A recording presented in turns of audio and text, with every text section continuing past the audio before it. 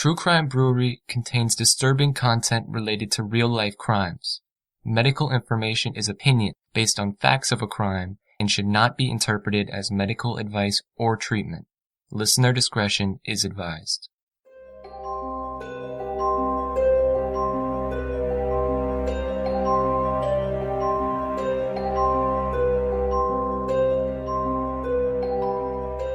A Sydney man accused of throwing his fiancée off a 15th floor balcony has used a courtroom railing to show how he tried to save her.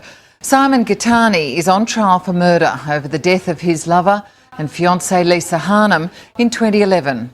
Well, the cross-examination of Simon Gittany has lasted several hours now, and there are members of Lisa Harnum's family in the court, along with about 50 people. The public gallery is full, and the cross-examination being led by prosecutor Mark Tedeschi. He was pressed over and over again whether in that CCTV we saw released last week of Simon Gittany and Lisa Harnum outside his apartment, whether or not Simon Gittany dragged Lisa back inside. After being asked repeatedly about it, he admitted that he did drag her inside. Now, Lisa's handbag was also found beside her after she plunged to her death. The Crown said that she simply did not have time once she was in the apartment to take it off, and that she was carried to the balcony, and that is something that Simon Gittany rejected. Also in that vision, the Crown said you can see the shadow as the door closes behind them and then opening again. That,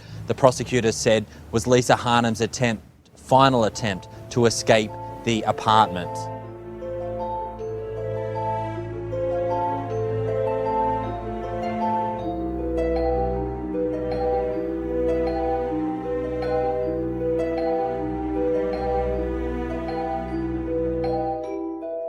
Welcome to True Crime Brewery. I'm Jill. And I'm Dick.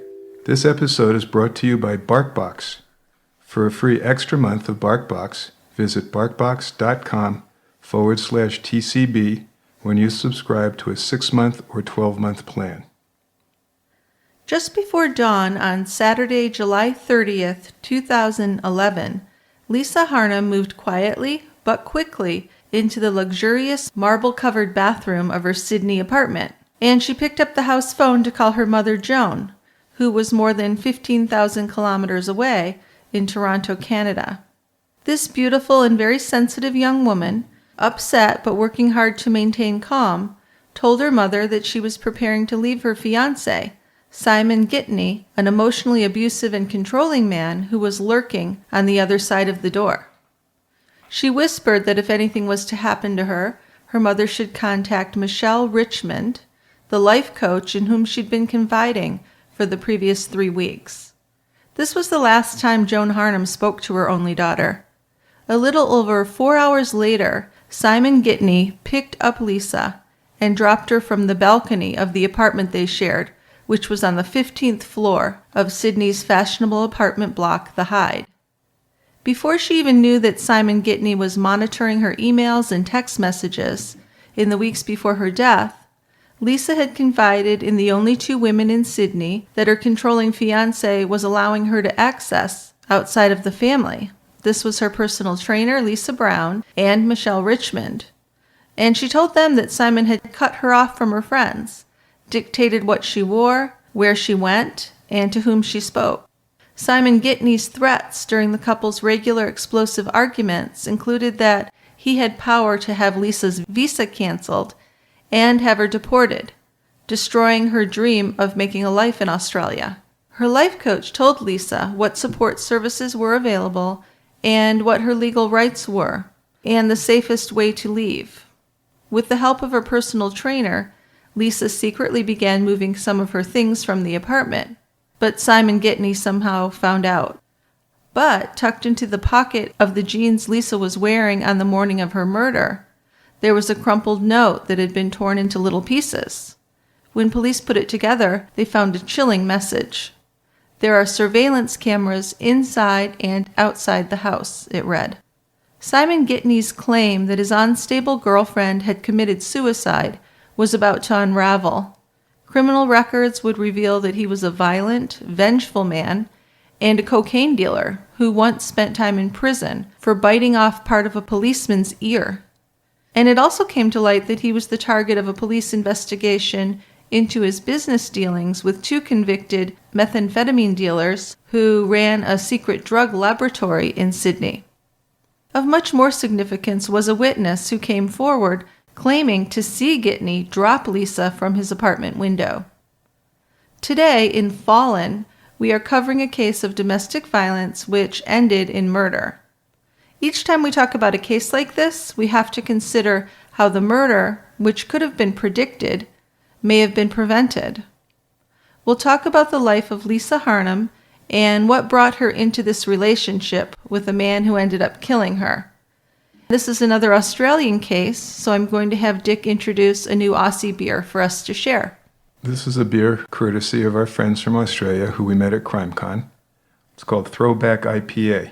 It's from Pirate Life Brewing Company in Hindmarsh. So it's what's described as an American IPA. 3.5% alcohol by volume, so it's one that we would also call a session IPA. In it you could drink a few of these and probably not be too intoxicated, if at all. So it's a bright orange color, nice white head, plenty of lacing, pretty looking beer. There's a fruity aroma, which is mostly citrus and tropical fruit, and then a little bit of pine. On the taste, some grapefruit, a little papaya, and a lot of pine. That shows up late. Light-bodied, easy to drink. I brought a 6-pack. Let's have a few. Oh, great. All right. Let's open it up.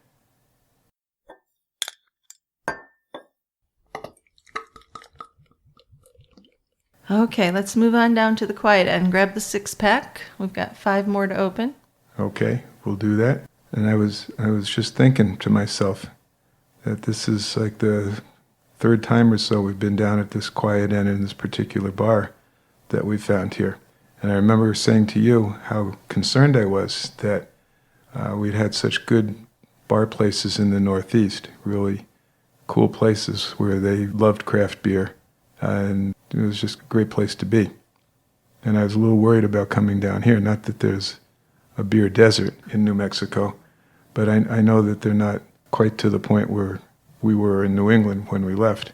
So there was a little bit of trepidation, but I'm just amazed. This is a pretty nice bar. It's got a great selection of beers, and the people are friendly. They are. Which is always a big help in doing something new like this. And there are new breweries popping up all the time, so it is growing. Yeah. Yeah. You're right. I mean, since we were here in April, right? Looking around. Yeah. There's a new brewery that's opened, and another one that's going to be open soon. So that's great. So that's a great thing. Yeah. I'm looking forward to it. All right, on with the story. So the first time Lisa Harnum and Simon Gittany met, Lisa was with another boyfriend. George Karam was a married man, a hairdresser, and Lisa's partner of a few months. Now he promised to help Lisa find a new apartment.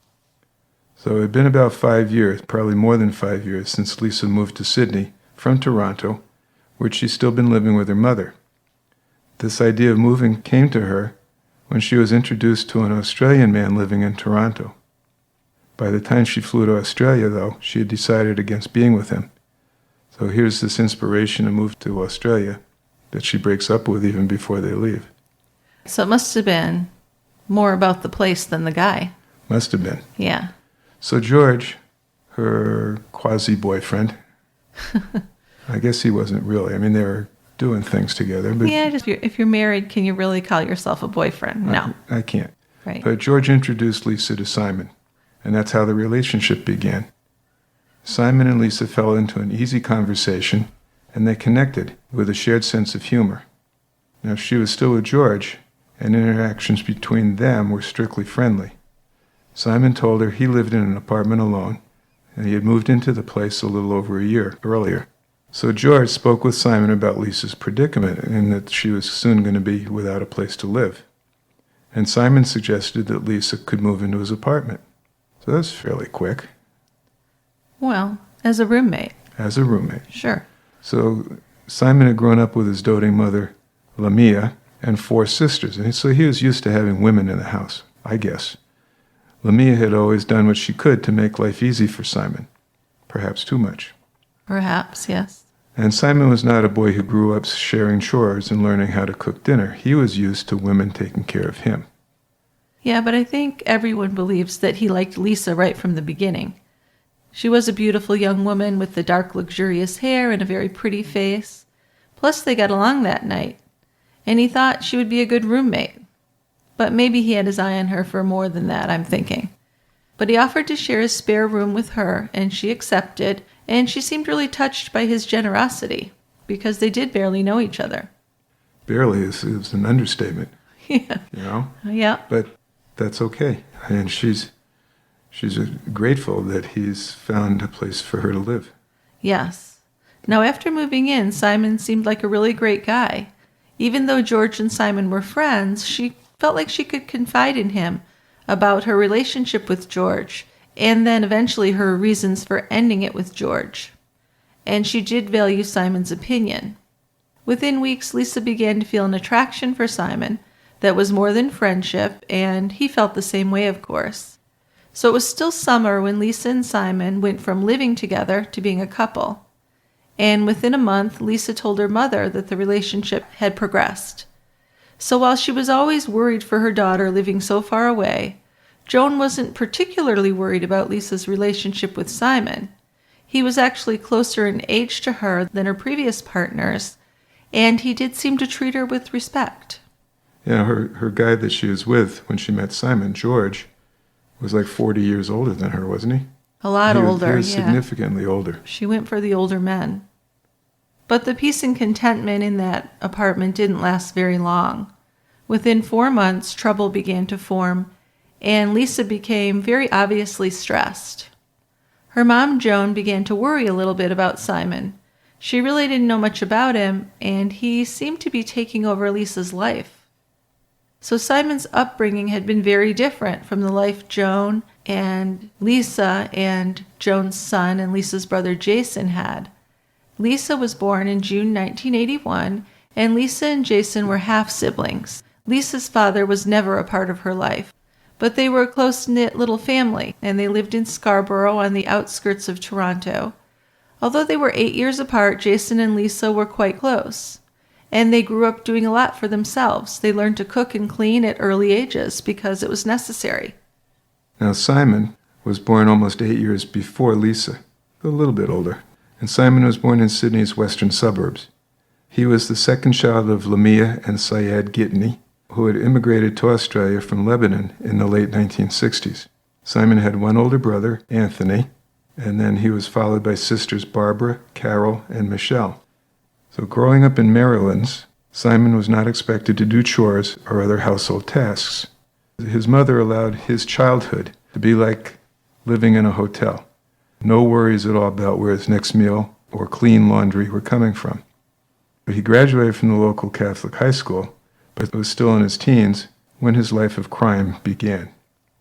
Before he was 19 years old, he had an assault conviction for punching a man during a fight that had started over a girlfriend.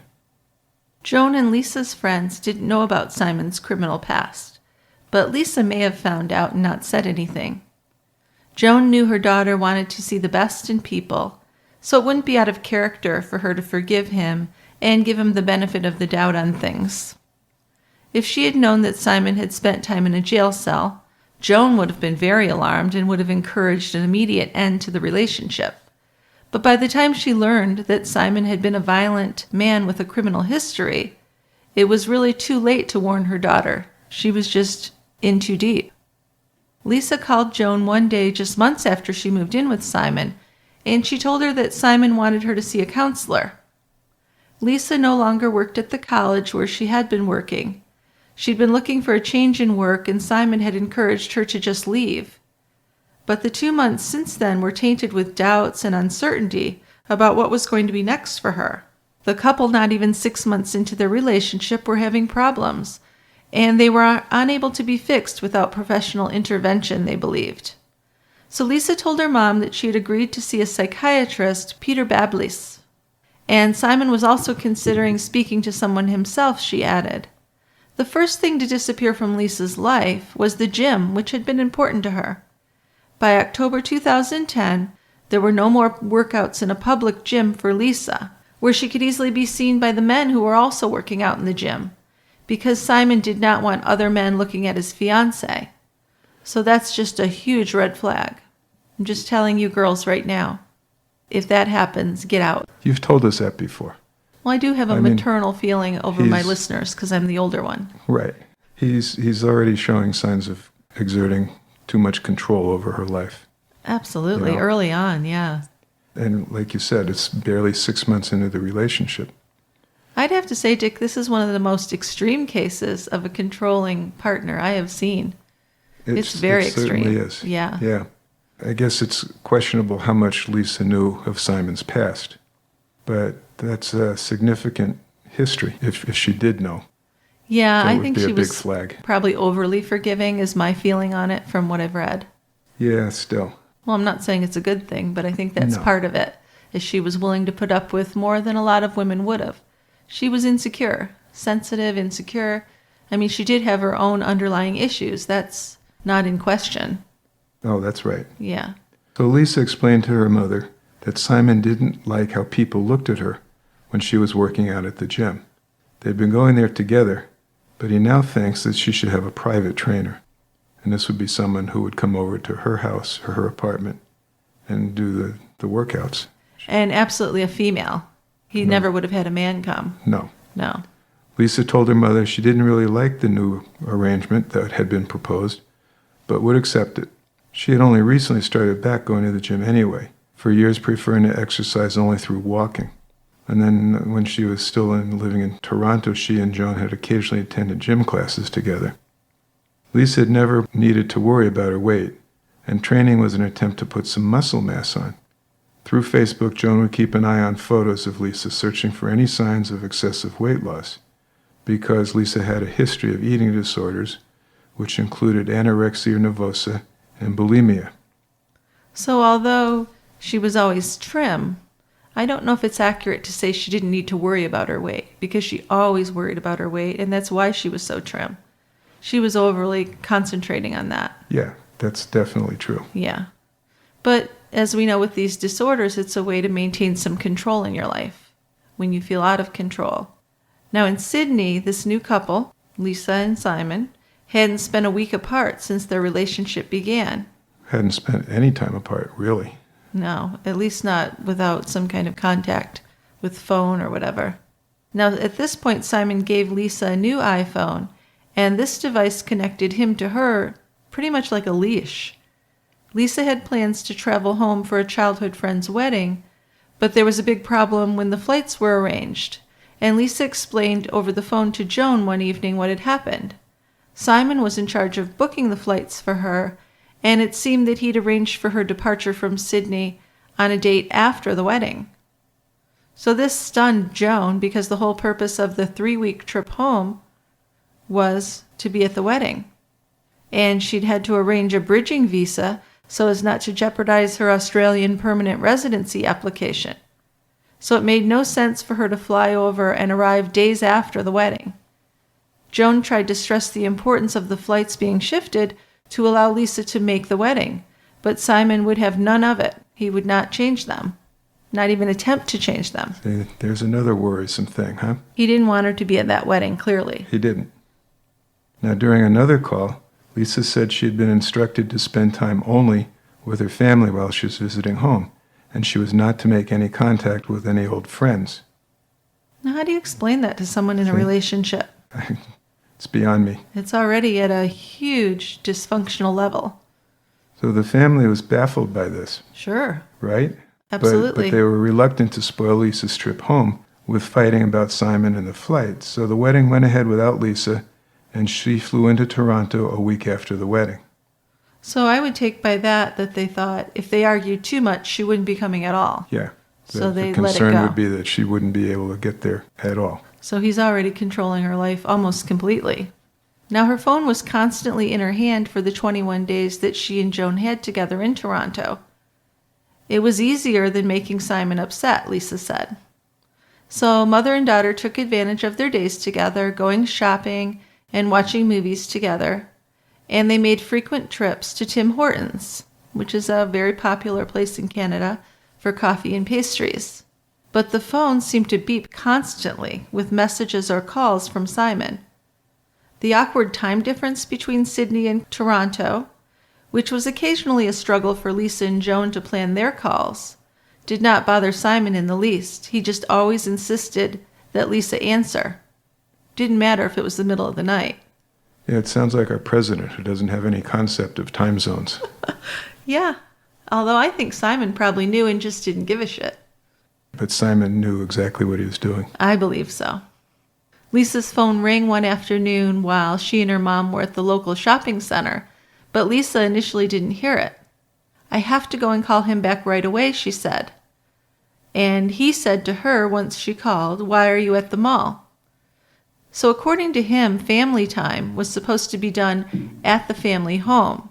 He wanted to know what she was wearing because she was outside of the family home, and he wanted to know if her body was adequately covered. This is just getting loonier and loonier, isn't it? It's so extreme. Yes. And I don't know if Joan was overhearing all of this, but I'm sure Joan had an idea that things were bad.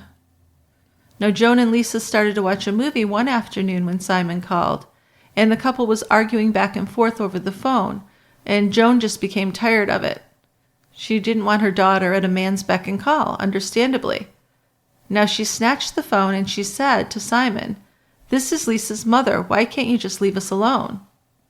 Simon did begin to interject, but Joan said, "We're just having mother-daughter time and you're upsetting Lisa." She really didn't feel like she should have to explain to Simon why she cherished time with her daughter, who, for several years now, had been living in Australia, and she'd only had occasional visits with.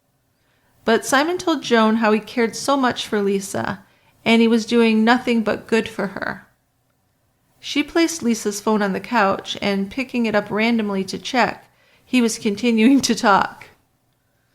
So Simon was talking nonstop, unable to be interrupted. And then he finally, at the end of the call, said, "Go back to watching the rest of your movie." And Joan said to him, "Well, the movie's basically over now." And she hung up. She was pretty much done with him. Yep, she's written him off already. She's trying to, but you can't totally write him off when your daughter's continuing to be involved. True. That's the problem. So Lisa, for her part, didn't seem to object to Joan trying to reason with Simon. But there are other times in Sydney when she had warned her mother to be careful with what she wrote to her in texts. So Lisa's cousin Julie was anxious to see her, especially after having seen on Facebook that she had a new boyfriend. So she wanted Lisa to come and stay with her in Toronto for at least a few days. She was very surprised when her cousin said where she was staying had to be kept a secret. Now, Julie didn't sense Lisa was actually afraid of Simon, but more so that she was just trying to appease his insecurities. Well, Lisa held the phone up to her one day so she could say hello to Simon, wanting to confirm for him that Julie was indeed a woman and not a guy that Lisa was cheating on him with. So, of course, Julie thought, well, this is a bad sign. And that goes along with how Lisa was telling Simon she was returning to sleep at her mom's house each night. So Julie agreed at Lisa's request not to post anything on Facebook that would hint that Lisa was staying with her some nights. And Lisa admitted to her that she wasn't allowed to sleep anywhere besides her mother's house while she was visiting Toronto. Julie noticed that Lisa seemed very panicked whenever she missed any of Simon's phone calls or texts, and the couple exchanged long and involved text messages. But Julie did try to just chalk it up as a symptom of it being a new relationship and that they had some insecurities. She thought, well, maybe Lisa's just really into this guy and wants to always be available to him. They'd only been dating a few months, and after all, it was her first trip away from him. Now, I still think I personally couldn't chalk it up to that, because it's very bizarre. It's above anything near normal. Yeah, I mean, and again, we have the advantage of looking back retrospectively, but boy, there's so many signs that this was not a healthy relationship. Oh yeah, big flashing red signs, right? Yes. So Lisa also told Julie that Simon wanted to fatten her up so they could have babies. A couple of times, Julie felt alarmed as she heard Simon hint to Lisa on the phone about bringing her home early to Sydney, as though it was his decision to make when she would return. But I think it really probably was, sadly. It was. But the words did not evolve past empty threats, and Julie pushed it out of her mind. Well, despite Lisa's new boyfriend's rules for the family visits, Julie did really enjoy her time with Lisa. She sent Lisa an invitation to a party in Toronto on Facebook while she was in town. But that really backfired. No sooner had she sent it to Lisa than Lisa told her, "Oh my God, don't do that again. He can see my Facebook." And she added that she didn't want Simon to think she was going to some wild summer parties while he was waiting for her back home. Now, one night, everything unraveled during a phone call with Simon. Lisa went onto the balcony to speak to him for a few minutes alone, and then she returned to say she had to go back to her mother's house right away. It was more than half an hour's drive, so the cousin of Julie's boyfriend drove Lisa home to her mother's house. And Lisa told the cousin on the way that she would have to tell Simon she went back in a taxi. She said that he would be furious if he ever found out that she was in a car alone with another man.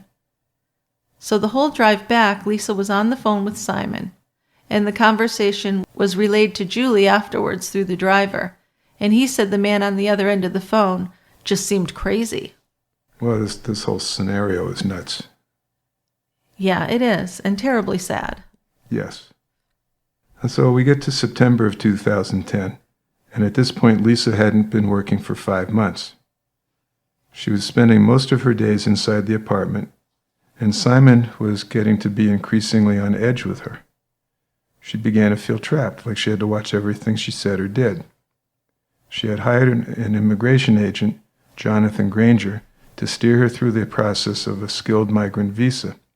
Lisa didn't have to marry Simon because the application wasn't spouse-dependent, but she did have to remain there to secure the visa. Now, at the same time, she certainly wasn't happy with her life, and she thought about returning to Canada. She told her mother that Simon was threatening to ruin her plans to become an Australian resident. But still, she told Joan, she had faith it'll all work out for her. She said she felt bad about dragging her mom into the fights with Simon, but Lisa begged on the phone for her mother to come and get her more than one time. Sometimes in these phone calls, the line would go dead suddenly. Joan would then text her daughter to please tell her that she was okay, and eventually Lisa would text that she was okay and Simon had calmed down. The stress, she would say, was getting to both of them. Then, a little while later, she would apologize about worrying her in the first place. So from this time on, Joan would never stop feeling uneasy about Lisa. She tried to reach out to her, encouraging her to get away from Simon. Well, as a mom, having daughters, how could you feel about that? If you got cut off during a phone call and you know she's with this controlling guy, it would be terrifying, and she's on pretty much the other side of the world for all intents and purposes. If it was my daughter, I would be on a plane to Australia to retrieve her. Yes. I would be so But she's afraid. an adult, and you can't make her. I know you can't, but you give it your best. It's one thing to be on a phone thousands of miles away and talking about the relationship and about how maybe you should come home. Right. But it's a totally other thing. And I'm not blaming the mom. No, but, we wouldn't do that. I would go there and say, we got to get out of this place. Yeah, she really needs an intervention. Well, one time after Joan wrote to Lisa encouraging her to leave, she heard back from Lisa, and Lisa asked her not to send messages like that anymore because Simon read her messages. She texted Joan soon after with details of a fight that had turned very bad. Simon had first lashed out, grabbing her handbag and then ending up grabbing her, and Lisa had hit her head on a planter after he'd lunged at her and pushed her. She'd been trying to stop him from grabbing her bag. So she Skyped with her mom and let her mother see her face. And she was crying. It was obviously she'd been crying for a while. So Lisa said to her mom, "I just don't know what I should do." But then just a short time after that Skype session, Joan received a text from Lisa. "I'm okay, all my fault as usual," it read. "I don't know how he does it, but he turns everything around completely. Everything's okay, I just gave in and let him win. I love you." So, how do you react to that? Well, I told you. She does need a counselor, that's for sure. Yeah. Yeah. Well, she's going to see one, or has seen one. Yeah. So then there had been another fight when Simon had gone to yank at Lisa's bag, but grabbed her finger instead and fractured it. But a short time later, Lisa passed on details of the new place she was about to move into with Simon. So here we go, the ups and the downs again. Yeah. So this place was just a few kilometers from the old apartment in a newly constructed building called the Hyde. She and Simon felt very happy to have gotten the apartment there. And this is where her murder would take place. It was. So 10 days after the move, Joan heard from a happy daughter that she was all excited about the new place. The Hyde building, with an estimated construction cost of $210 million, had been operating at about 10% capacity when they signed their rental agreement in September 2010. So that's not a good start. $200 million investment and it got 10% occupancy? Well, and that's when you get a good deal, though, moving in. Well, this doesn't sound like a good deal. But anyway. Super expensive, yeah. So they signed a one-year agreement with both of their names on the lease. This apartment rented for $1,600 per week. Amazing. So they must have convinced the agent that they could make the payments, despite Lisa not having any paid employment at that time, and Simon in the planning stages, allegedly, of his new business, which was to be called Health Delivered. Yeah, I don't know how they pulled that off. I don't either. I mean, that's over $6,000 a month. It's a lot of money. For an apartment. Right. When there doesn't seem to be much of any money coming in. Right. Nothing verified anyway. Nope. Health Delivered was an idea Simon had developed with Daniel Carpathios to arrange the home delivery of supplements and other health products for fitness buffs. The business's registered address was the Gittany family home in Maryland. The unit's double balcony, which was a big luxury in inner-city Sydney, had views stretching across Hyde Park and across to St. Mary's Cathedral, and this was by far the fanciest place that Lisa had ever lived. That November, Simon turned 37, and Lisa began asking everyone to call her Cecilia instead of Lisa. 2 weeks after Simon's birthday, there was more drama on an evening out at a Sydney club. Lisa wrote to Joan about it. She wrote, "Party was horrible. Simon gets so uptight when we go out. It makes the night turn into a nightmare. He gets uncomfortable with all the guys around. Thank goodness his brother was there. He sticks up for me and stayed with me for most of the night. He apologized in the morning and we decided that going out to clubs was not good for us anymore. Too much bullshit and negative energy. Over it. Going to stick to nice dinners and a few drinks with friends and family. Best for both." So, basically... So we're getting more and more isolated. Yes, he doesn't want her to be in clubs where anyone would look at her either. Right. Well, he's already had her pretty much confined to the apartment. And installed cameras. Yeah. Yeah. So in the spring of 2011, while becoming more and more unhappy about the endless hours spent alone in the apartment, Lisa began pressing Simon about returning to work. Simon had a friend, Stephen Hanna, who ran a hair salon, and Hanna said he could help out. So Simon sent a bunch of messages to arrange for Lisa to have a meeting and trial with him at his salon, which was named Christopher Hanna Hair, in Surrey Hills. This was ideal because it was within walking distance from their apartment, so she didn't have to ride in a cab or anything. Yeah, right. So Hannah explained to Simon that he didn't have a stylist position for Lisa, but she could help out at his appointment desk and make tea or coffee for clients. Now Lisa just wasn't thrilled by this. I mean, she had studied hairdressing for more than 2 years and felt ready to start working and building her own clientele. Yeah, but at this point, Lisa has very little say in her life. Simon and Stephen kind of planned everything out as if she wasn't even a person. They insisted that this plan would be beneficial to her career, especially if she wanted to become a stylist eventually. They said she'd be first in line when a chair opened up. So these two men agreed on this woman's future. And they said that in the beginning also Lisa wouldn't be paid for her work. The whole thing was arranged before Lisa was even told about the arrangement. So Stephen thought the no-wage condition would actually be a good thing because she would only have to come to work when she felt like it. But that's not what she really wanted. She wanted some kind of structure. Well, she wants to feel like she's contributing something to this relationship. Well, yeah, right? And living her life. But she did decide to take this unpaid job regardless of her own doubts, and she texted her mom Joan about it, saying that this would be a good test for her relationship with Simon to see if he could deal with her leaving the apartment and being around other people. I don't know why this doesn't strike her as very unhealthy at that point. I know. Now, the job, however, just lasted a couple weeks. Come and gone. Yeah. Lisa later told her mother in a call, one of the women of the salon had blow-dried Lisa's hair for her one afternoon. Now, Simon, when he found this out, became furious and demanded that she stop working there because her new colleagues would pollute her mind, as he said. So by April 2011, there was no receptionist job, and furthermore, no chance for a hairstylist position for Lisa. This test had failed quickly and rather explosively. Right, but she doesn't get out at that point. Lisa missed Joan as her 30th birthday approached, and she felt very lonely in the Hyde apartment. Simon seemed to be spending more and more days away from the apartment, but Lisa was always there.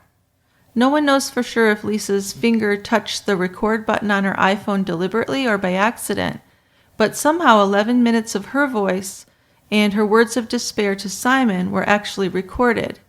And this recording was automatically shared to an iPod that belonged to Simon. This was a really sad and defeated plea for him to listen to her complaints about her loneliness. So the recording began with some rumblings of sheets as they got into bed, and Lisa said to Simon, "You're so cute." And his voice sounded gentle, and he casually broached the idea that they should spend more time with a friend and soon-to-be business partner, and that was Daniel Carpathios. Lisa said to him, "I never stopped you from doing that. I've never stopped you from doing anything, Simon." But from there on, the voices raise and becomes an argument, where Lisa is basically begging him to give her some freedom. It's completely clear that she was doing nothing without his permission in this recording.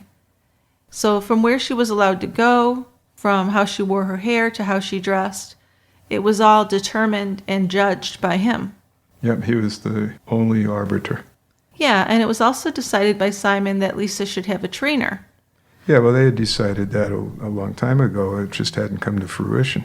Lisa Brown, who knew Simon from his workouts at a nearby gym, spoke on the phone with Lisa first. And Lisa asked Lisa Brown to call her Cecilia. She told her she had previously struggled with eating disorders. She said her main goal was to get stronger and to nourish her body so she would be capable of conceiving a child with Simon. Lisa Brown accepted her as a client, and the women arranged their first session. And when the trainer arrived at the apartment for that session, she met Lisa, who she knew by Cecilia, and Simon. And she noticed right away how slim Lisa was.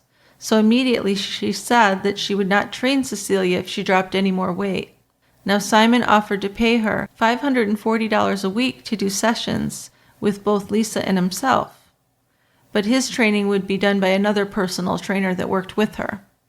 So Lisa Brown agreed and took Lisa downstairs to the Hyde gym on the building's 8th floor. That seems like a considerable amount of money. On top of the rent? It just makes me think he must have been a drug dealer. Well, where do you get that kind of money without a job? I just kind of alluded to this when we talked about the rental on the apartment. But Yeah. this is a substantial amount of money with no recognizable income. So immediately your thoughts turned to drugs. Yeah, definitely. So the only place she got to work out with her trainer was in the building's gym. Same building. Yeah. 7 floors Didn't lower. even leave the building, yeah. Now, Lisa felt instantly comfortable with the trainer, who had suffered from an eating disorder when she was younger. So Lisa knew she was underweight and that she needed to get into a healthier state to have a baby. She asked the trainer not to share their conversations with Simon. The trainer promised that and also suggested that Lisa consider meeting a friend of hers named Michelle Richmond. Michelle was a counselor and life coach who had helped some of her other clients. So the two women returned to the apartment after the workout, and just after stepping inside the door, the questions from Simon began. "What'd you do in the session?" Simon asked. Lisa Brown tried to joke her way out. "Simon, that's client privilege. I can't tell you that," she said in a light-hearted voice. "No. You tell me what you did," Simon persisted, in a little more hostile type of voice. So Lisa Brown noticed Lisa moving behind Simon, looking scared. Within a few hours, she called Michelle Richmond to tell her to expect a phone call from a new Canadian client. She also started exchanging texts with Lisa. Yeah, and through these texts, the trainer learned that Lisa had no friends and Simon wouldn't allow her to go out to a public gym. She was basically only allowed to go out alone for grocery shopping. Even then, she had to answer Simon's calls immediately, and she was on a time limit. So there'd been times when he had called her and she'd had to leave groceries in a cart behind because he'd said she was taking too long. Lisa Brown wanted to help Lisa escape this relationship. So a plan was quietly set in motion, and Lisa began to leave 2 pillowcases of clothing in the Hyde apartment gym. Lisa Brown would collect them, while Lisa would take some more belongings to a storage unit close to where she once lived in Centennial Park. Lisa told her trainer and counselor, as well as her mom, that she'd been threatened by Simon, that she'd be thrown out onto the street with only the things she had on if she tried to leave him. Well, I'd have to give big kudos to Lisa Brown. She's taking an active role in helping this And poor she woman. seemed to tune into it immediately, like she'd experienced this kind of thing before. And she knew that you just have to get out. There's no other way out of this. And she's not trying to talk to her about it or anything like that. She's acting on it. Here's what Absolutely. we're going to do. Right. So good for her. Yeah. So let's take a moment to talk about one of our favorite beauty products, which is Madison Reed Hair Color. Madison Reed's a company founded by a woman and a mother, Amy Arrett, and it's named after her daughter. The way she's managed to bring together salon quality and affordability to give women beautiful, multidimensional hair color at home is revolutionizing the way that women color their hair. Now, I've said it before, but when I was younger, I changed my hair color quite a bit, and I experimented with many different boxed drugstore hair colors. And looking back, we have a lot of fun, my girlfriends and I, laughing about it, about our hair color disasters. I've had green hair, I've had pink hair, I've had hair so damaged I've had to cut it all off, which at the time was not amusing or funny at all. But going to the salon is very expensive and time-consuming. And that's especially true if you work full-time outside of the home, or if you have young kids at home, or if you're doing both. I mean, who's got the time and the money? But when you use Madison Reed, you're going to look like you just walked out of a salon. It's convenient at-home hair color, and it has an ammonia-free salon-quality formula, which is very gentle for your hair. You can experience beautiful hair color without breaking the bank or even leaving your house. Madison Reed is made in Italy, and it's delivered to your door for under $25. So give it a try. Find your perfect shade at madison-reed.com. I really love how Madison Reed has hair models of all ages, colors, and sizes on their website. It's a product developed by a real woman and marketed to real women. As if that isn't cool enough, Madison Reed is honoring True Crime Brewery listeners with 10% off plus free shipping on your first color kit. Just use promo code BREWERY. The website again is madison-reed.com and our code is BREWERY. And this episode is also sponsored by BarkBox. BarkBox is not only a fun monthly box of goodies delivered to your dog, it's a company who cares as much as we do about our canine friends and who works only with vendors who also care deeply about the happiness of dogs. Well, dogs make us so happy. The least we can do is try and make them happy. Absolutely. Yeah. BarkBox supports shelters, rescues, and nonprofits across the United States who help dogs find their forever home. When you sign up your pup, BarkBox paw picks as opposed to hand picks. Ha, great. Right. The best of all natural treats and innovative toys to match your dog's unique needs, including allergies and heavy chewer preferences. Well, yeah, they have the different sizes of Kongs and whatnot for different dogs. Well, they should. Yeah. All edibles are made in the U.S. or Canada, and it's a great way to try a variety of treats and toys from local and small businesses that you may otherwise have never found. The toys are unique, and they really keep our dogs engaged, interested, and happy. Well, there's nothing worse than a bored or hungry dog. Idle paws are the devil's workshop. Didn't somebody say that once? I think so. So if your dog doesn't like or feel engaged with something in her bark box, they will happily replace it with something else. and there's also free shipping on any BarkBox within the continental US. I always look forward to our BarkBox because they are each themed. For example, there was Bark Ball, New York City, one of my favorites, and even the Brooklyn Hipster. You can sign up your dog for BarkBox or purchase a subscription for a gift. I wasn't sure how big of a hit it would be at our house because we have older dogs, but when that first box came in, it was kind of like doggy Christmas at our house. Our dogs all love treats, of course, but the toys were a hit too, and it actually led to some spontaneous play in our kitchen. Doesn't happen a lot when your dogs are 9 and up. No, it sure doesn't.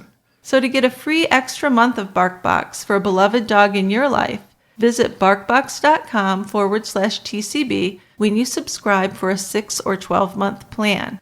So back to the story. Susan Glanville had never met Lisa, the woman living in the apartment next door with Simon. She remembered Simon mentioning Lisa one day when the building alarm went off and they walked beside each other down to Liverpool Street.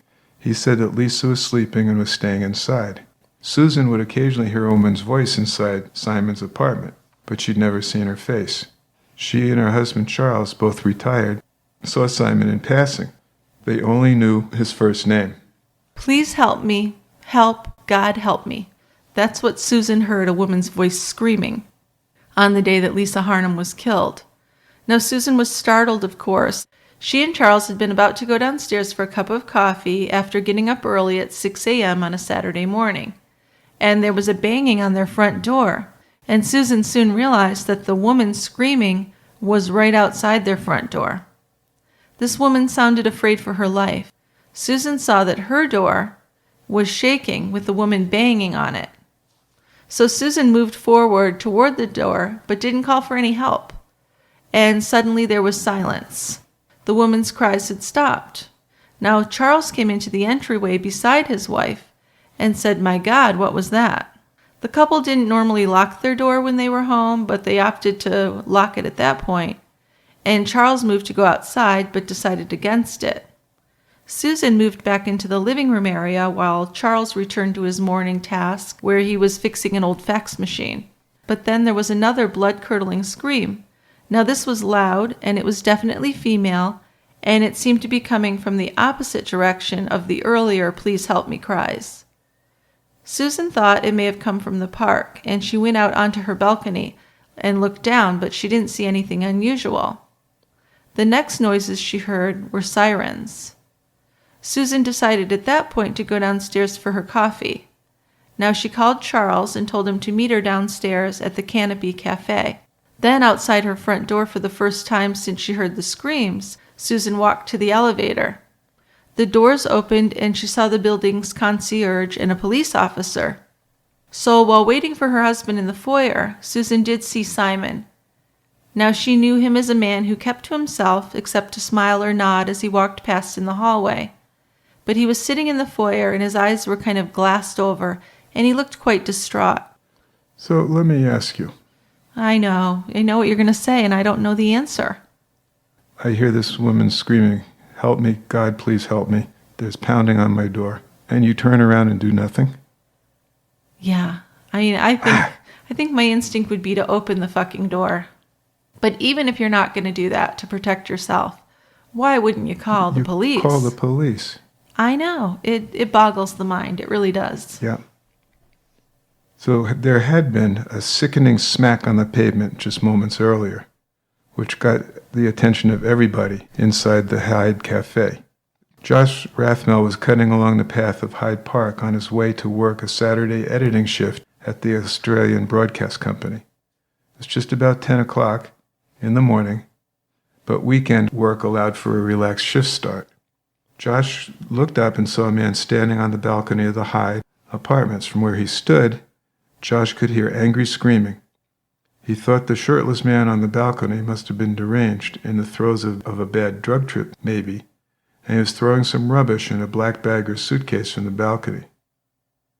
It's a long drop, and he sees the man in pajama bottoms step back from the balcony without looking down. Before she saw anything, witness Ray Morris heard the sound of falling. This noise broke the relaxed atmosphere of her casual Saturday breakfast with her fiancé John at the Canopy Cafe. The couple was sitting at a table close to the automatic doors of the Hyde building. So there's this sickening smacking sound on the pavement. John had a clear view of the street, and he tells Ray he thinks someone has jumped from the apartments next door. Ray doesn't stop to think of what the scene will look like, the vicious injuries inflicted on the person who has fallen from such a height. She raced ahead to give help. This is the very worst thing she's ever going to see. You know, Ray wasn't a doctor, but this dead and crumpled woman seemed to have a broken back, and she didn't know whether she should try to move her or if that would just make it worse. And the woman didn't seem to be breathing either. There was a doctor, Dr. Angus Gray, who saw Lisa Harnum in the final seconds of her fall. He was an orthopedic surgeon, and as he drove past the Hyde building, he clearly saw the moment of impact. His medical instincts took over, and he pulled over and ran over to the body. Now Dr. Gray quickly got to Lisa and dropped to his knees beside her. Ray Morris was standing there close to him, and she was trying to direct these horrified onlookers away from them to give him some room. Josh Rothman came to the edge of Liverpool and Elizabeth Streets, close to the two council workers sitting outside the museum train station entrance. Now they seemed interested in a scene that was less than 100 meters up the road. He recognized that their interest was for more than just a discarded bag of rubbish, as he had thought. So this is when the wave of realization hit him, and it made him physically ill, when he realized that it was a person. So Josh and the other onlookers kept looking up Liverpool Street as a few people circled around something on the pavement, which was Lisa. Cheryl Hardy, who was staying at the Hyde Park Inn on Elizabeth Street, had been awake for a while. Now this hotel is perpendicular to Liverpool Street and the Hyde building, and she actually saw Lisa's body in free fall. She said that her arms and legs didn't flail or fight or move from side to side, which would support the idea that maybe she was unconscious. So although she was a street away, the city was quiet enough that she would expect to have heard a scream if Lisa had been awake. But she heard nothing, only the sound of Lisa's body hitting the pavement. So this is a horrific event for several people. Oh, I can't imagine how traumatizing it would be. Yuto Yoshioka, who was 15 years old, was up early that day to spend a few hours at swimming training with his younger brother before he changed, left the center, and cut across Hyde Park to his bus stop. Yuto heard the noise coming from above. He no longer was looking for this bus. He followed the sound up the awnings of the building and saw something large and dark coming down without making a sound, simply falling without flailing. It took only seconds for it to hit the ground with a slapping, popping noise. Up above, he noticed a man leaning forward. Shirtless, the man's hands were up, and Yuto watched them curl into a fist pump. 2 seconds passed, and he went back inside the apartment. Now this is what gets me, is the fist pump. I mean, it's all shocking, but can you imagine if he actually did that? If he did that. So Yuto got onto his bus, but a few minutes into the trip, he heard the ambulance sirens and police cars tearing down in the direction of the apartments. He thought about the man and his fist pump and that person falling to the ground, grabbed his swimming bag, told his brother to continue heading for home without him, and got off the bus. He went to tell police what he had seen. Well, there's a responsible young person. Yes. Kieran Anthony McCaffrey was a few minutes ahead of the rest. He'd walked past the Hyde building a few minutes before 10 a.m., before the shirtless man had appeared on the balcony. Now he was just 2 years away from graduating from med school. Turning back toward the sound, he found the body on the ground. So he jogged over to the body, but Dr. Gray was already crouched beside her by the time he got there. And Kieran could see that the doctor was checking for vital signs. He had attempted mouth-to-mouth and chest compressions, but Lisa had no pulse. Her chest was actually flailed, with ribs on both sides of her chest broken in several places. Her spine had fractured dislocations, so there's really nothing they could do. Well, she had fallen 15 stories. Yeah. 150 feet. Yeah, you can't survive that. That's not a survivable accident. No. It's pretty amazing to me that on a weekend morning, 2 of the onlookers that went to help her were a doctor and a med student. Right. Jeez. Right. Well, Ray Morris was still shielding them and Lisa from the crowd of onlookers, and they all stayed at Lisa's side until the police arrived. Now, footage found later shows Lisa dashing out the door of apartment 1503 on the morning of July 30th, 2011. This is CCTV footage from inside the apartment. Yes. Yeah. There's footage on the elevator, in the hall, and actually in the apartment. But Simon put his hand around her mouth in an attempt to muffle her screams and actually dragged her inside by her head. At 9:55 a.m., a shirtless Simon leaves through the front door of his apartment, and he puts his hands on his head and then walks back inside a few seconds later. What he does inside the unit for the next 33 seconds is unknown and not shown on any cameras. But at 9:56 a.m., he leaves his apartment for the second time, and now he's wearing a white t-shirt, and he heads in the direction of the elevators. That's when the second video captures him wearing striped pajama pants and stepping into the elevator. His ride down to the ground floor was recorded by the Hyde apartment's internal security camera. He places his hands on his head and then he bends over, and at one point he throws his hands up in the air as he's facing the elevator doors. Simon is then seen running out of the elevator through the foyer towards the street where Lisa lies dead, and nearby is her black handbag. Police later retrieved the ripped-up note in her jeans pocket, and that's the note that said there are surveillance cameras inside and outside the house. At 9:55 that morning, Detective Senior Constables Jacob Rex and Darren Paul responded to the call, and they heard only that a woman had fallen from the building. They were the first police officers to arrive on the scene, and an ambulance was already there when they arrived. Yeah, Simon came running out of the building and said she fell from the 15th floor. Ray, the onlooker, kept her eyes on him. Simon stood beside the body. "Come back, baby, come back," he moaned. His hand went toward Lisa's face, and Ray saw him take one finger and poke the middle of her head. He was kneeling down, still talking and poking her forehead. Now, to Ray, this motion seemed to be an angry one, which certainly would be an unusual thing to do for his recently deceased fiancée.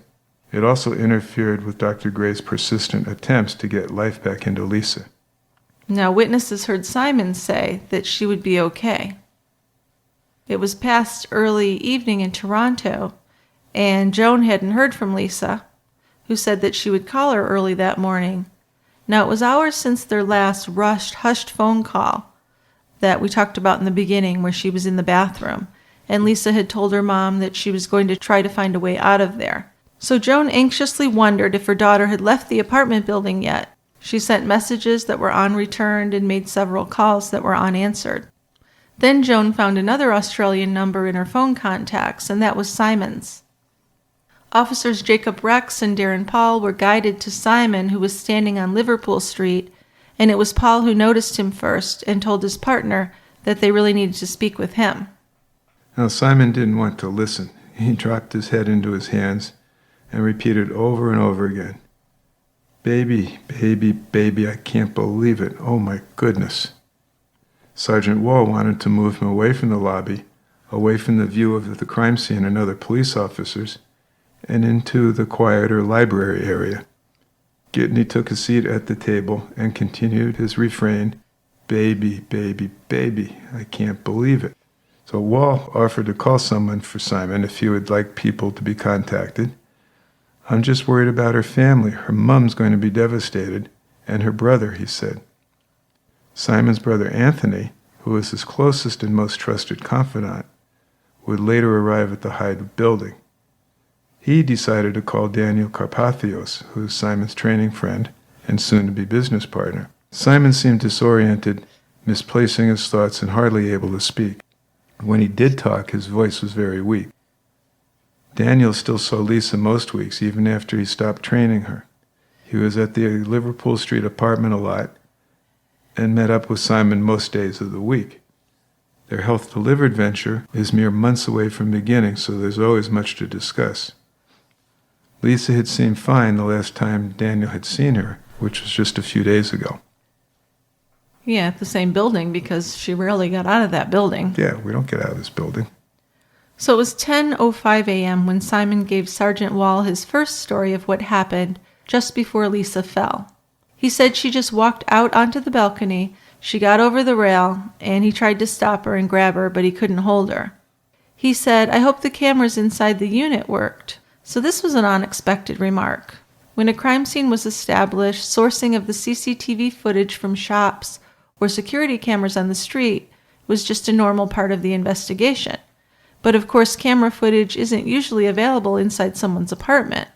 So he asked Simon how many cameras were inside the house, and he told him.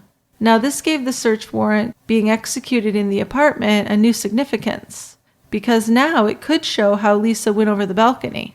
And Simon did give his consent for the search of the apartment. He spoke with police, telling them that they had a fight the night before, but that they had decided it would be better for her to move back to Canada. He said that sometimes it was him who wanted to break up with her, and sometimes it was her who wanted to break up with him. He said he woke up that morning and she was packing her bags, and he said, "Let's not break up," and she said no. He said neither of them slept the last night because they were up talking. And he said that she told him, "You told me to leave and I'm leaving." She grabbed her black handbag and went to leave through the front door, he said, and he said he stopped her. She started to raise her voice and was yelling, and he yelled back at her to shut up. Now he said he was in the kitchen and he saw her pass going towards the balcony, and he remembered thinking, "What's out on the balcony?" He saw her step over the railing and said he ran towards the railing and he was trying to hold her to keep her from falling. He said he was grabbing at her and then she just fell. So by now it's nighttime in Toronto and Joan hadn't been able to reach Lisa or Simon. So she texted to Simon that she would like to speak to Lisa now. She said she was going to send an email to the Sydney police, but he didn't respond at all. Then she texted him again, saying, "Simon, please let me speak to Lisa. Simon, why are you doing this? Please let me talk to her or let her come home. I am contacting the authorities." And still no reply. So to Simon she texted, "You talk about being a man, then prove it. Let me speak to her and let her come home, please. Please let me know if she's okay." She's getting desperate. The next text is, "If you believe in God, Simon, please let me talk to Lisa." Yeah, so the hours go by with frantic pleading texts. Joan heard nothing. She was so far away and she knew that something was horribly wrong. Police suspected that Gittany was involved in Lisa's death, but they let him go that night without arresting him. His brother Anthony took him back to the family home where his parents and sisters were waiting for him. So Joan Harnum's phone rang at 2 in the morning, Toronto time. She picked it up quickly, pleading, "Lisa, Lisa, Lisa." She was told local police were on their way to speak with her on behalf of New South Wales detectives. The police arrived and they told her that her daughter had passed away in a fall from her apartment building. Well, according to Joan, she was planning to arrive in Sydney within just a few days of this. And she was first going to take Lisa to Hawaii to recuperate from the stress of the past few weeks with Simon. Then they were going to spend a few days in Niagara Falls, and then they were going to come back to Toronto to keep Lisa away from Simon. So she could only say to police that her daughter had told her she was trying to find a way to leave Simon, but that she had never made it out of the apartment. And of course Joan told them, "I know that he killed her." In a few days, New South Wales police requested that Joan give a statement and tell them everything she knew about her daughter's relationship with Simon, and Joan made arrangements to go to Sydney to make her statement. Joan didn't hear from Simon for more than a day after being told of her daughter's death, and all that time she'd been begging him to say what had happened, to just acknowledge her, but he absolutely wouldn't. And Michelle Richmond, the woman Joan was instructed by Lisa to call if anything happened to her, was told by police that Lisa was dead. It had only been 3 days since Simon told her he would harm her if she ever contacted Lisa again. Then there had been a text message from Lisa, allegedly, telling her that she should be ashamed that she had destroyed her relationship with Simon. Yeah, and we think either Simon wrote that or he was hovering over her. Right. Yeah. That wasn't done freely. No, I don't believe so. In death, Lisa Harnum was 20 centimeters shorter, which would be about 9 inches. It's a lot. And this was due to the multiple fractures and splits in her bones.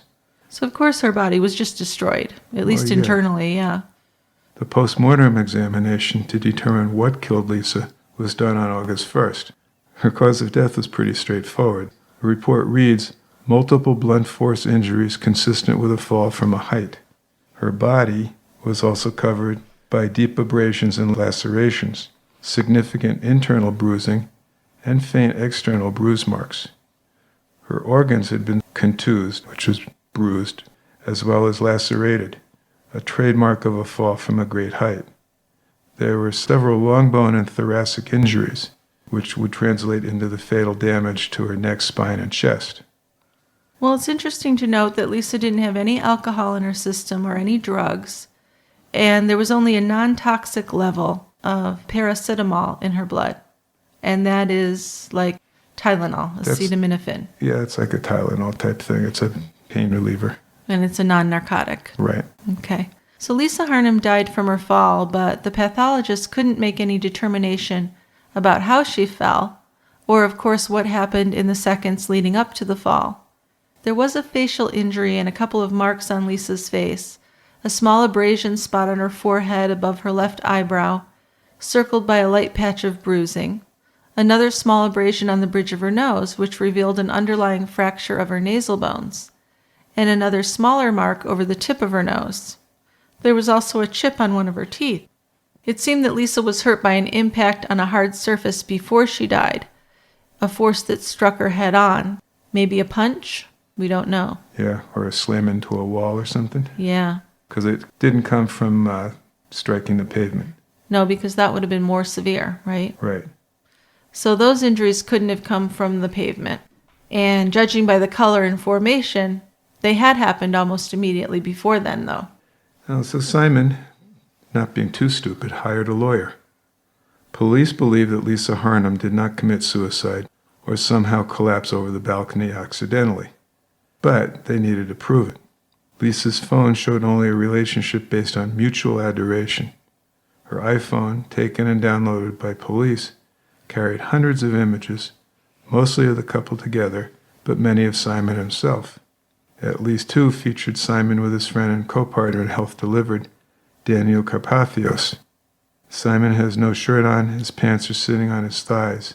He is exposed as Daniel presses a syringe inside his skin. So the first thing the police think when they're looking at this picture is that he's being injected with steroids. Photos confirm what some of the other officers believed when they saw Simon's bulk. They were pretty convinced that he was using steroids. And that could cause the roid rage, too. So Lisa's memorial service was held on Saturday, the 20th of August in 2011, and it was at the Highland Memorial Home, which was off one of the main roads in Scarborough, a few minutes from the center of Toronto. Simon was arrested on the 3rd of August, and he was denied bail. But in January 2012, his attorneys reapplied, and he was granted bail, based on his attorney raising an arguable defense. So the $630,000 surety offered by his family, primarily his sisters, allowed him to be released within 2 days of that application. He was ordered to stand trial in October 2013. So in all that meantime, he's free to do whatever he wants. He was running out of money, and he believed he wouldn't have enough to pay lawyers for the duration of his trial. So Elias Tepchori, the man who secured his release on bail, could no longer act for Simon because he'd been told he could be a witness in the case because he'd been the first person Simon called from the police station on the day of Lisa's death. Now, with less than 3 weeks until opening statements, an application was made to have the trial heard in front of only a judge. And under new legislation that was introduced in 2011, any accused in New South Wales had the right to attempt to have their case heard by a judge alone, without a jury, and that's what we in the U.S. would call a bench trial. Just an aside on this, I think if I was accused of killing someone, I would go for the bench trial. Me too. I don't trust jurors, I'm sorry. I wouldn't trust people. No, because you don't know who you're going to get. Nope, you don't. I mean, are they going to be your peers, or are they going to be people who hate pediatricians for some reason? We don't know. I know. Yeah. So I'd go with the bench trial. But in Australia, you have to argue for it. So Simon argued with 3 reasons for the application.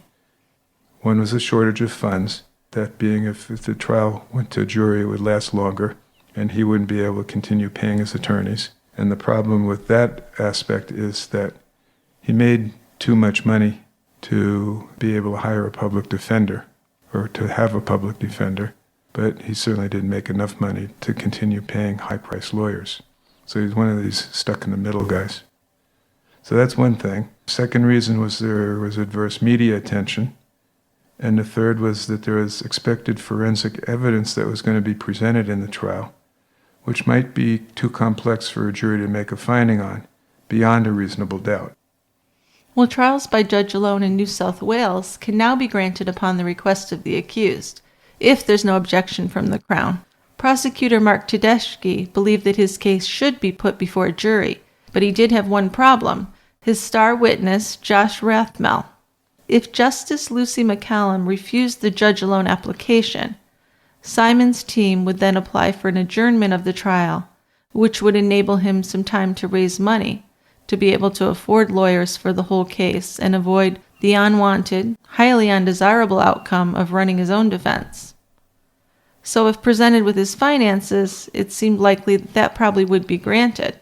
The Crown, so close to opening day, didn't want this. Joan Harnum had already made arrangements to fly to Sydney to hear the evidence and be their first witness. Prosecutors didn't want to unnecessarily disrupt her plans. Witness Josh Rothman was by now living full-time in the U.S., and he told his new employer that he needed to return to Sydney within the 2-week window presented to him to give the evidence.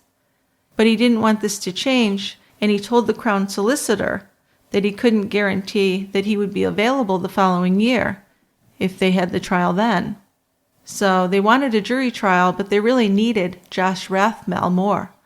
He is a key witness. He saw it. They got to have him. Yeah. He was very reliable as a witness, and he actually saw Simon take her and toss her off the balcony. Right. So Tedeschi explained the order of preference to Justice McCallum, and they were formally opposed to his application. But if it came down to a lengthy adjournment before beginning a jury trial, or a judge-alone trial starting at the scheduled date, they would prefer that she hear the case alone. Simon's finances placed him in that very awkward legal situation you were explaining, of having too much money for legal aid but not enough to see the trial through.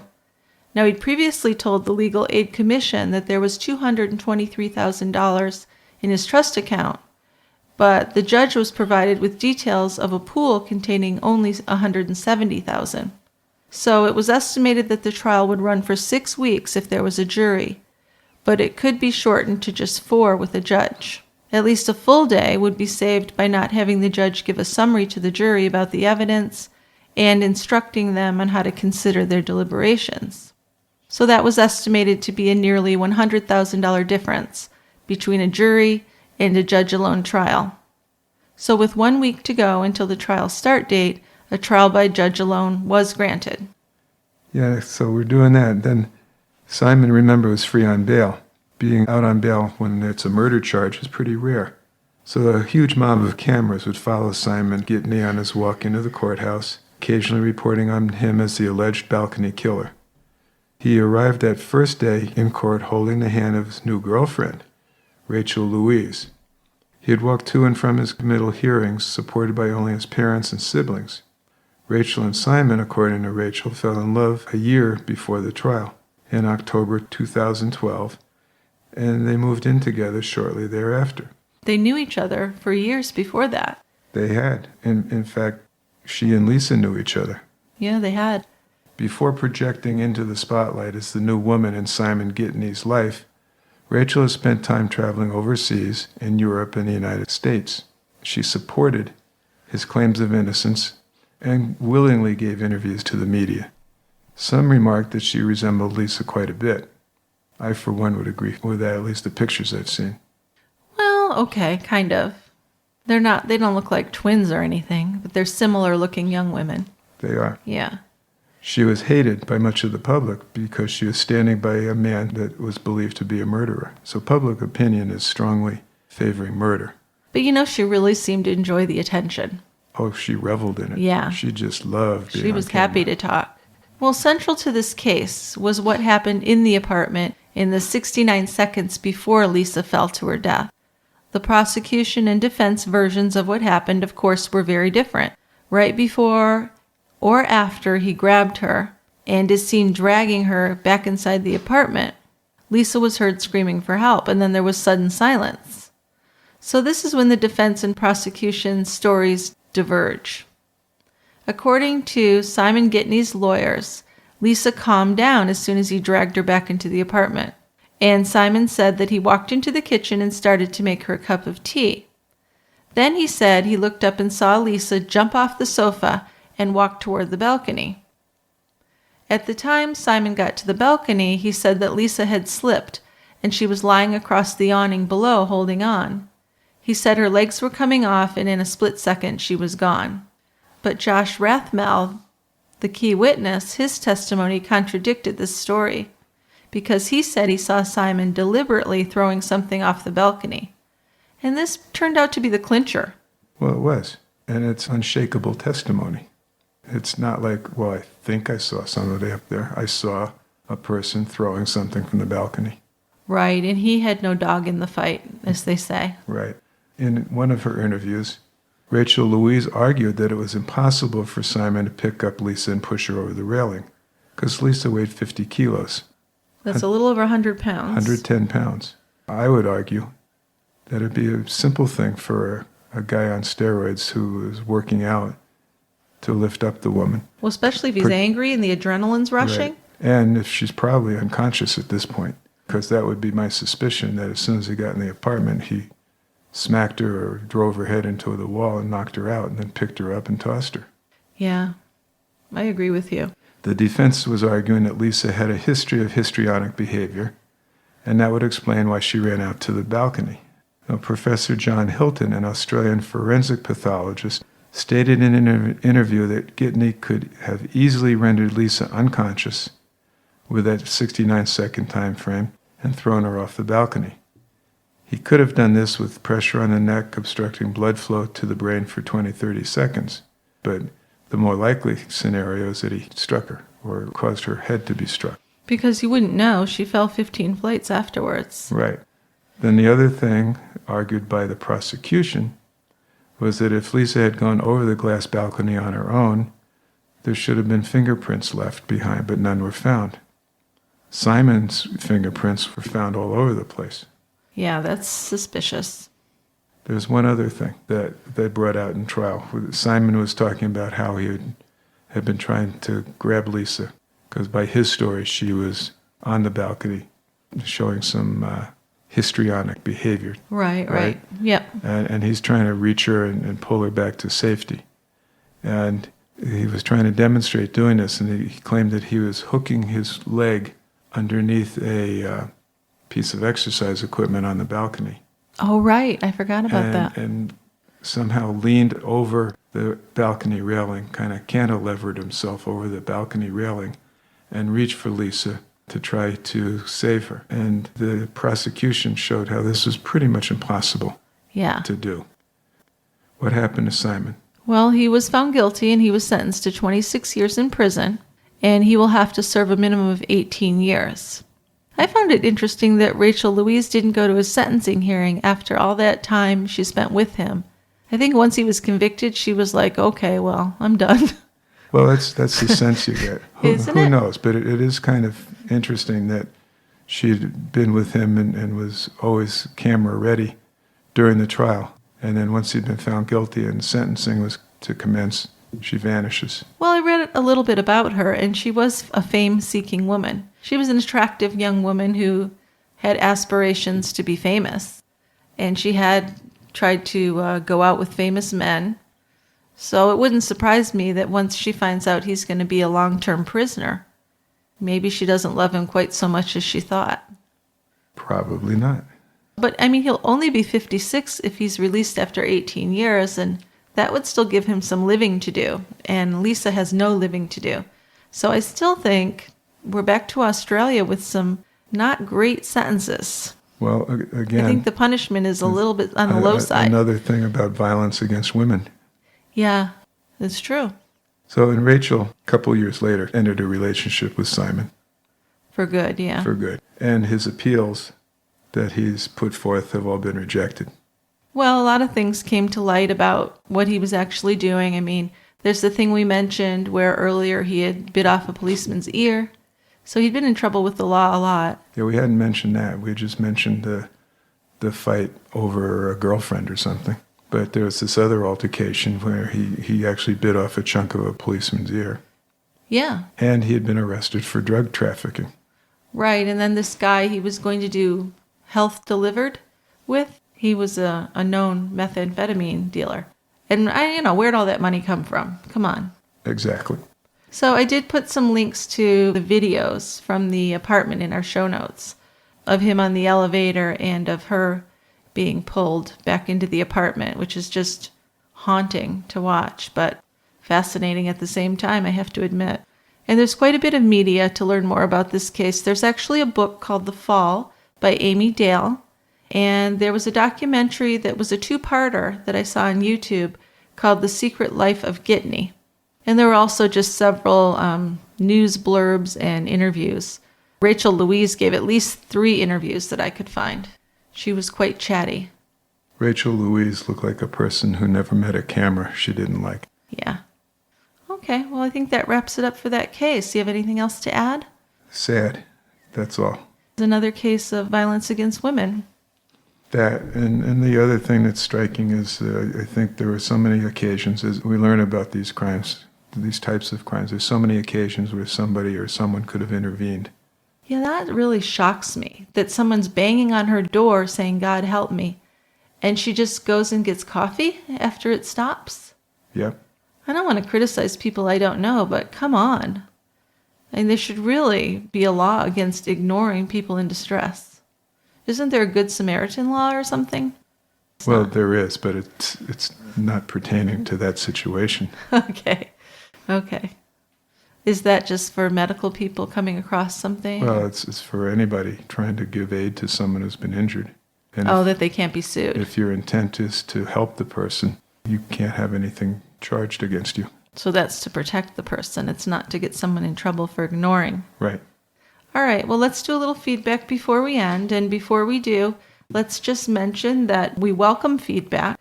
And what you can do is you can email it to us. You can direct message us on Instagram, on Twitter, or on Facebook. Or you can leave us a voicemail on our website. Our website is tiegrabber.com. And there's a link right on the right side of the website. You just touch that. It says leave us a voicemail. And we have upgraded so you can leave us up to 3 minutes on there.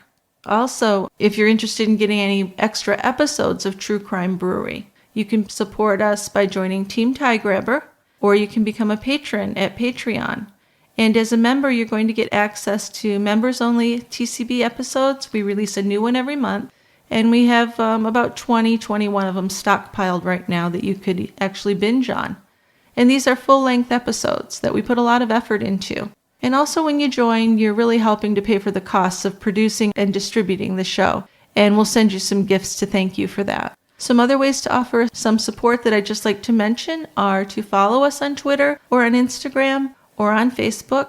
You can also participate in the True Crime Brewery fan discussion page on Facebook, which is a private group that we'll be happy to welcome you into. Also, if you could take a few minutes to leave us a review on iTunes or wherever you listen to the podcasts, we would definitely appreciate that.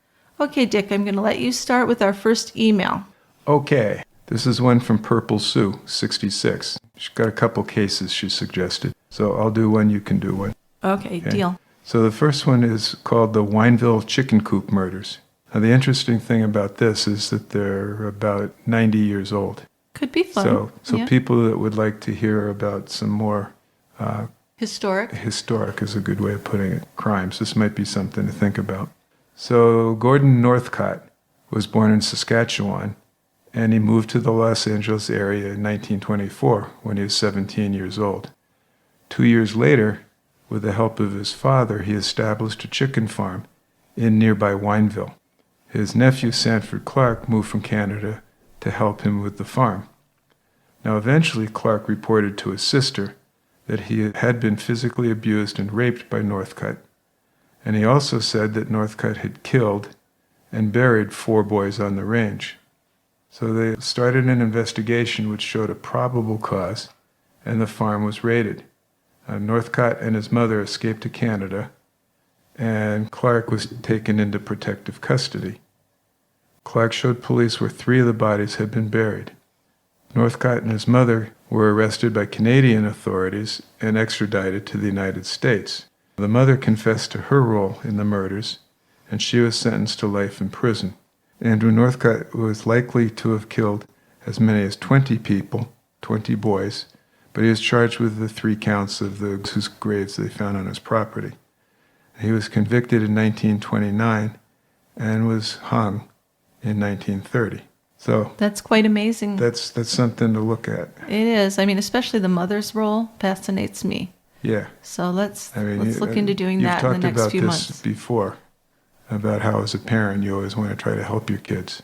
Right. Maybe not to that extent. Right. Maybe not in this situation. Sure. Yeah. And the other suggestion she had was the White House farm murders, which have been suggested before. And I actually do have a book that I read about these. So we probably will be doing them in the near future. It's one of these cases that there's just a lot to it, and there's views on either side whether he's actually guilty or not. But they took place in Essex, England, back in 1985, and Neville and June Bamber and their adoptive daughter, Sheila Caffell, and Sheila's twin sons were shot and killed in the Bamber farmhouse. The adoptive son, Jeremy, was tried and convicted of these murders. And there's been an alternative theory that Sheila did the shooting and then killed herself because she did have quite a history of mental illness. Yeah, she was a schizophrenic. Yeah, so fascinating case, and it's definitely in our queue.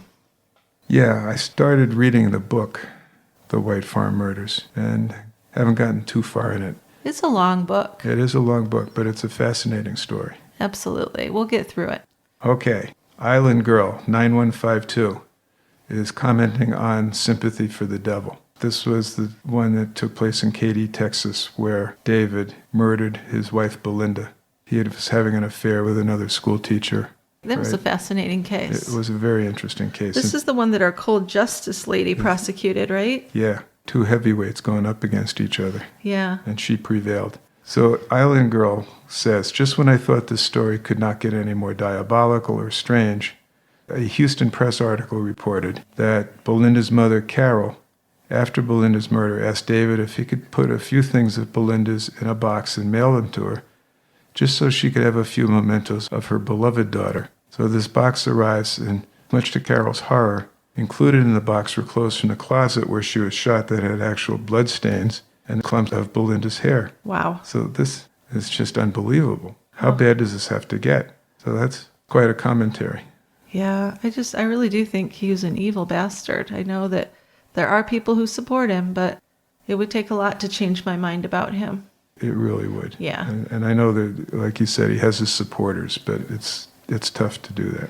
On the other hand, there were some questionable things done in the trial to find him guilty. He did have some valid objections. I don't know if it would change the outcome of the case, but there were some objections I could see had some value. Yeah. All right, so our next case suggestion comes from Marge B. And Marge says, circumstance. Brandon Lawson, an oil field worker and father of 4, was last seen when he left his San Angelo home on August 8, 2013 at approximately 11:53 p.m. after a spat with his common-law wife, Ledessa Lofton. Wanting some cooling-off time, Brandon phoned his father and set off to his home. While en route, he called his brother Kyle for help after running out of gas on Highway 277 near Bronte, Texas. Kyle and his girlfriend Audrey phoned Ledessa to tell her that Brandon ran out of gas and he needed their gas can. Ledessa told him she would leave it on the porch as she was heading to shower and go to bed. Kyle's check did not clear in his bank account, so he had no money to fill the gas can, but figured when he got to Brandon with the can he could drive him to Stripe's Convenient Mart and Brandon could pay for the gas. And he would drive him back to his truck and he and Audrey could be on their way back home. But things did not work out this way. What is known next is that following his phone call to his brother, something happened and Brandon phoned 911, telling dispatch he was in a field and needed help and that he needed a cop. The dispatcher heard Brandon say, "I ran into somebody," and responded to him, "Ah, ran into them, okay." Another call was made to 911 by a passerby, trucker, regarding Brandon's truck parked crooked on the side of the road and it was posing a hazard. When Kyle arrived at 1:10 a.m. on August 9, 2013, there was no sign of Brandon. A sheriff's deputy arrived at the truck at the same time as Kyle and Audrey. There was no visible damage to Brandon's truck and his keys and cell phone were gone. It is understood that the deputy nor Kyle were aware that Brandon phoned 911 asking for a cop, as well as stating, "Please hurry." While talking with the deputy, Kyle received a call from Brandon in which Brandon's cell was going in and out and he was hard to understand. What Kyle understood was, "I'm in the field." Kyle felt maybe Brandon was hiding in the field due to an outstanding warrant from 2 years ago that Brandon himself just learned about and was going to address in the following week. So Kyle made no mention to the deputy of Brandon being the phone call he was listening to. Had Kyle known Brandon phoned 911, he would never have assumed his brother was hiding. At 1:18, Audrey texted Brandon saying, "A cop is at your truck." It is assumed she did such and she wanted to warn him due to his warrant. At this time, they were not aware he himself phoned 911 asking for a cop and saying, "Please hurry." In statements given to police, as explained by the family, they did admit Brandon's earlier call to them in which he told his brother and Audrey that he was 10 minutes up the road and he was bleeding. This was also not reported to the deputy at the scene. And it's still unclear if Deputy Neal even knew if Brandon called 911. So from all media reports written by the Observer Enterprise owned by the sheriff and his wife, that 911 call was only reported as a stranded motorist who ran out of gas. No mention of the urgency, nor any mention of "I ran into them." The deputy put emergency flashers on, locked the truck, and left the scene, arranging for a tow in the morning. According to reports, the deputy drove up and down the roadway to see if he could spot Brandon walking. Kyle and his girlfriend left the empty gas can in the bed of the truck, thinking if Brandon came back, he would have the can and could go get gas. Then they began to go look for him. When morning came and still no sign of Brandon, Kyle's money was available in his account and he went back to the truck and filled the can and returned it to the truck. At this point, he was starting to become concerned. It wasn't known by Brandon's family that he called 911 until Brandon's common-law wife, Ledessa, saw on the itemized cell phone transactions that the 911 call was made. There's been no activity on Brandon's bank accounts or his cell phone since that time, and an extensive search was conducted by Professional Search and Rescue on October 24, 2013, around the area of the abandoned truck. Interesting. So this guy just disappears from the face of the earth. Pretty much. And this is a well-covered case. Yeah. I have heard about it before. We've heard of this. Yeah. Well, I'd like to look into it. If there's anything new on it, I'd like to cover it. I think, like you said, it's been covered extensively. So I would say if there's not anything new, maybe it's not something we're going to do. Well, I don't want to rehash. Right. But if there's something new, I would be happy to do it because it is a fascinating case. It's such a mystery. A real mystery. A real mystery. A real whodunit. So thanks, Marge. All right, so this is a comment by Emily T. And Emily says, "I was sexually assaulted by a man who called himself RJ, which I now believe I misheard and he was actually saying LJ, at debate camp at Liberty University in late June 2000. I was 15 years old. Jesse Matthews was 18 at the time and was playing baseball with a group of young guys affiliated with Boys State immediately prior to the assault, which took place in the dorm that housed the debate campers." So Jesse Matthews, just for those who don't remember, was convicted of killing 2 college co-eds, one at University of Virginia and the other one at Virginia Tech. Yes, and this would be the episode that we called Help Save the Next Girl. Right. Yep. She goes on to say, "The police accused me of filing a false police report and asked me to leave campus. I said I would only consent to leave if they refunded my mother the debate camp fees, which were around $750, and they refused. When I was reunited with the other debate camp students, 2 or 3 other girls with the debate camp reported to me that they had been propositioned for sexual favors by a person matching my description in the Liberty Library earlier in that week. I am so saddened that I did not try harder to prevent this person from striking again. Although I was only 15 at the time, and I believe that I did the best that I knew how to do with the information that I had. I actually attended college across town at the time Jesse struck again at Liberty, and I would have been quite happy to testify or corroborate the story of the girl who was later raped on campus by Jesse. My home phone number did not change between 2000 and 2003, and I could have easily been reached. I actually lived closer to the Lynchburg courts at the time than anyone living on campus with Liberty did. I believe we need a law to mandate the involvement of the local municipal police in sex crime cases that happen on college or university property. I think that part of the problem in catching the serial criminal was that campus police have their salaries paid by the university, and the university has an interest in maintaining a crime-free or low-crime image.